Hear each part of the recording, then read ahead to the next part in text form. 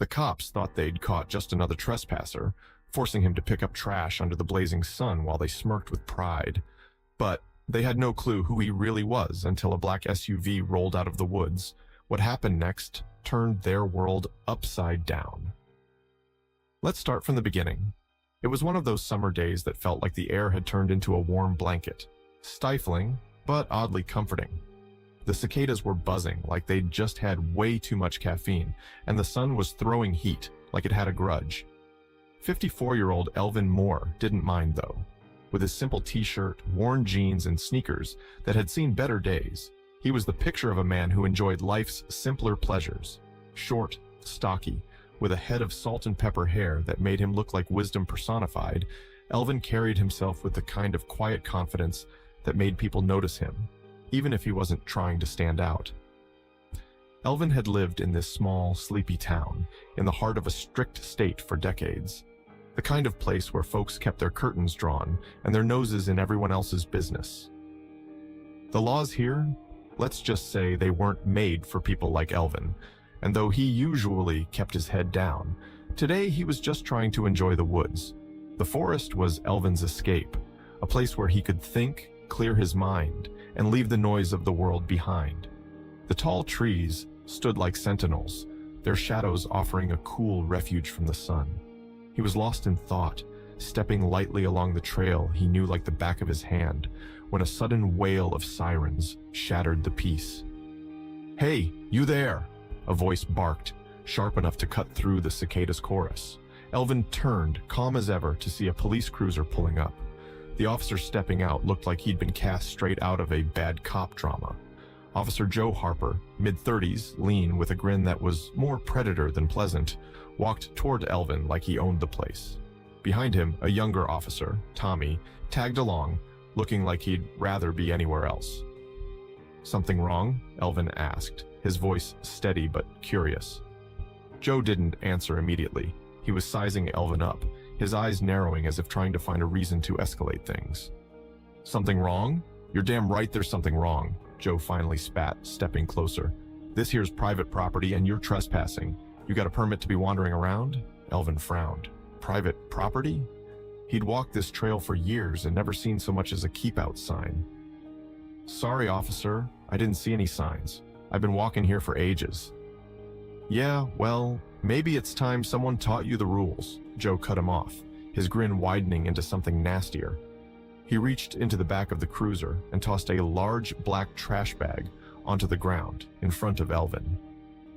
"Let me make it real simple for you," Joe said, leaning in until they were almost eye to eye. "Either you pick that up and start cleaning, or I write you up for trespassing. Your call, pal."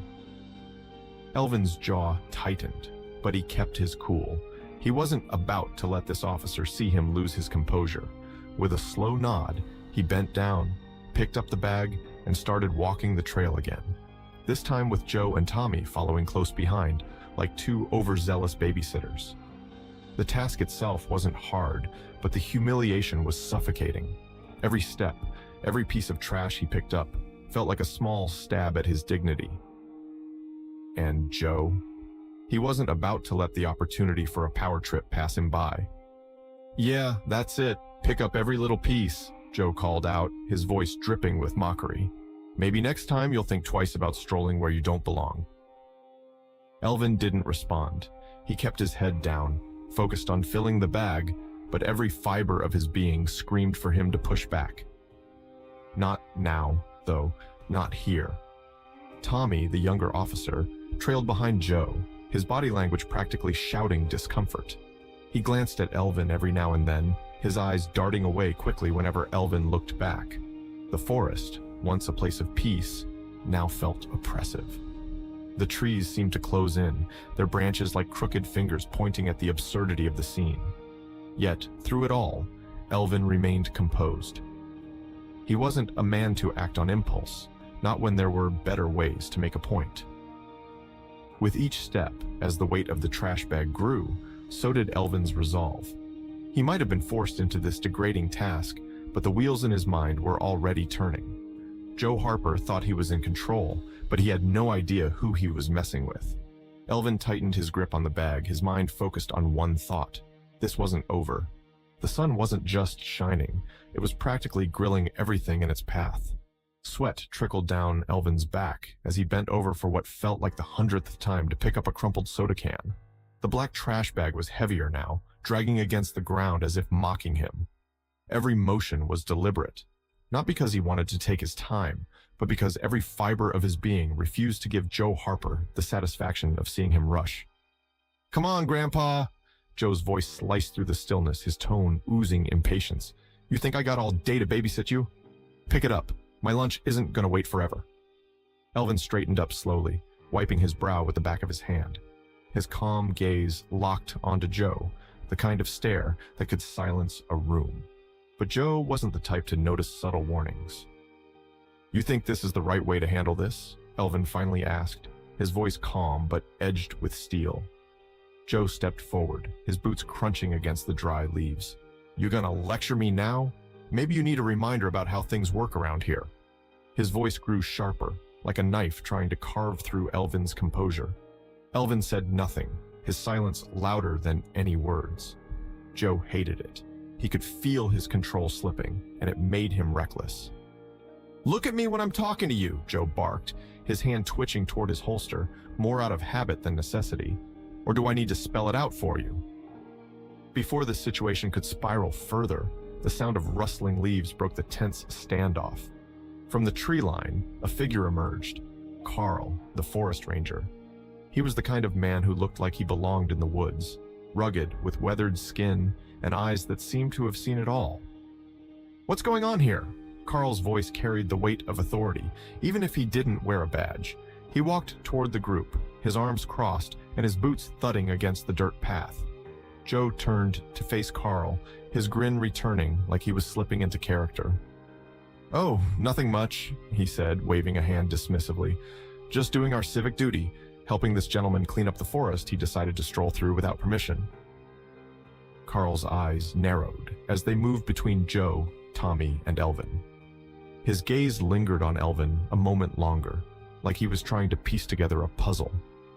Elvin said nothing, but his eyes met Carl's with a quiet intensity that screamed, "You know this isn't right." "This forest," Carl began, his voice slow and deliberate, "happens to be under state jurisdiction. Specifically, it's reserved for the governor's use. You boys have a permit to be out here giving orders?" For a split second, Joe's mask of confidence faltered. He recovered quickly, though, letting out a laugh that sounded more forced than genuine. "Governor's use? Come on, old-timer, don't make me laugh. This guy here was trespassing. We're just, teaching him some respect for the rules." Carl didn't budge. He planted his feet firmly and crossed his arms, his expression unreadable. "Teaching respect, huh? You sure about that? Because it looks to me like you're a little out of your jurisdiction." Joe's irritation bubbled over, his grin twisting into a sneer. "Look, buddy, I don't know who you think you are, but I think I'm the guy asking the questions," Carl interrupted, his voice cutting through Joe's like a razor. "And I suggest you answer carefully." Joe clenched his jaw, his confidence cracking under the weight of Carl's unwavering stare. Tommy, who had been standing awkwardly to the side, looked like he wanted to shrink into the trees.